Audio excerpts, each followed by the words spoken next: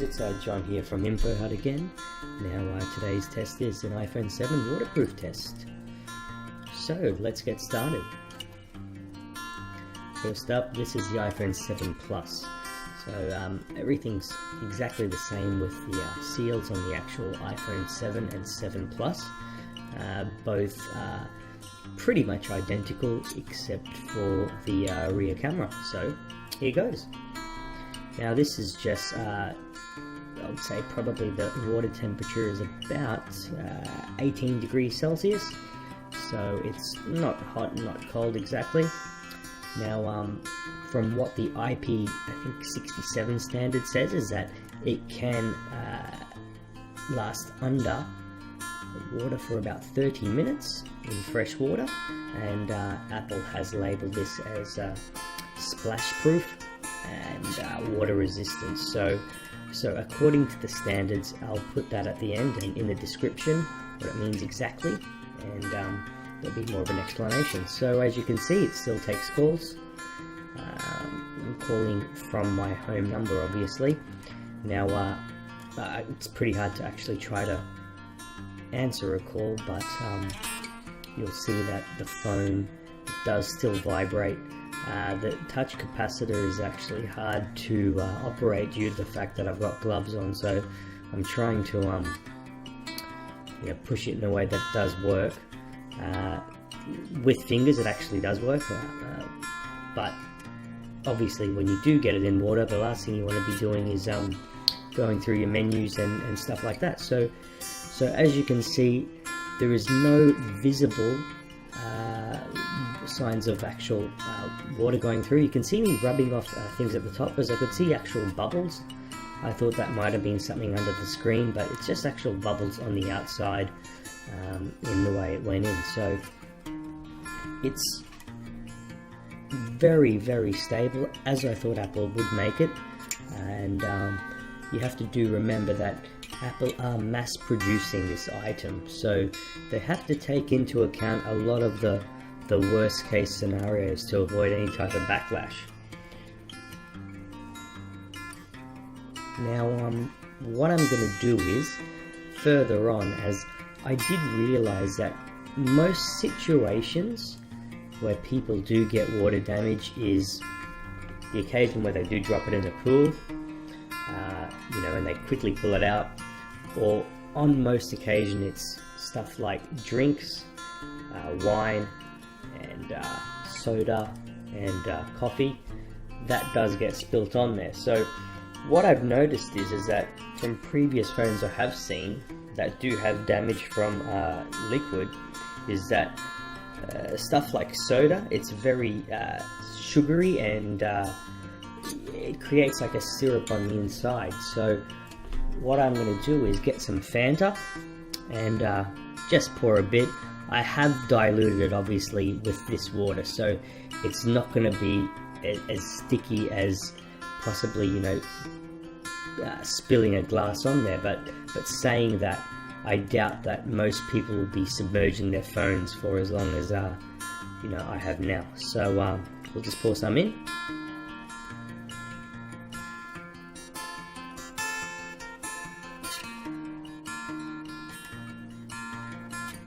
Now unfortunately I need to change the settings on actually making the screen not dim, so it doesn't mean it's turned off. And it's actually seeming fine. There's no leaks in the screen from what I can see, and everything seems pretty normal.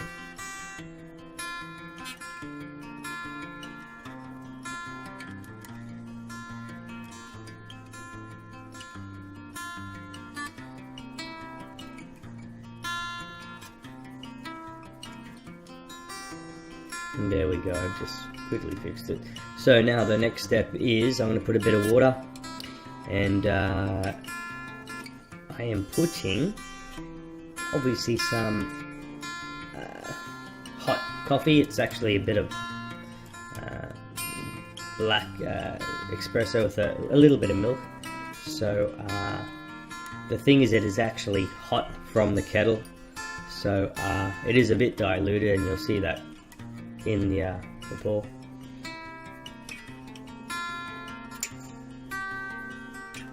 And as I'm pouring hot coffee on there, there's no distortion, not even the touchscreen is going crazy. I mean, I thought the heat would make a bit of a difference. So as much as I'd like to try it, I don't think it's really necessary to try and boil a phone. I doubt that people will be wanting to you know, totally submerge their phone in hot water. So I'm pretty confident that it will take at least splashes from coffee. And now for the drying time. So I'm just doing a normal dry as I guess most of us do when we do get liquid on our phone. Please note, Apple do have specific instructions for the device if you do need, if you do actually get it wet. Now, in this video, I actually took the phone away and put it under running water, and it's just a bit mind-blowing when you actually get a brand new phone and put it under running water. But as you can see, everything looks fine. There's no colorings where you can see leaks going in, and as I open it, I did notice, and I'll show you there, you see there's all these seals around it, and the seals are tight. I mean, it's something that you have to slowly go around and then pull off without actually bending the LCD. And it almost feels like it's vacuum sealed closed, but it's more so just the stickiness of these water seals. They do look almost identical to the iPhone 6 and obviously, iPhone 6s, and obviously with the 7 they've gone into more improvement with the bottom speaker area and the charging part with sealing it. Now this is the amazing part. As you can see, there is no leak whatsoever. That phone was submerged in water for a while. I mean, they do say it is water resistant, more so splash resistant, but once again, Apple have made an excellent product where they have designed it perfectly, and I'm really impressed. That I was expecting to see at least some little water leak, but that's amazing. So that's the end of this part. If you look on the next videos, I'm going to show you the teardown of the screens and the rest of the parts. So thanks again for watching. Please subscribe, and if you do have any questions, drop a comment below. Thanks.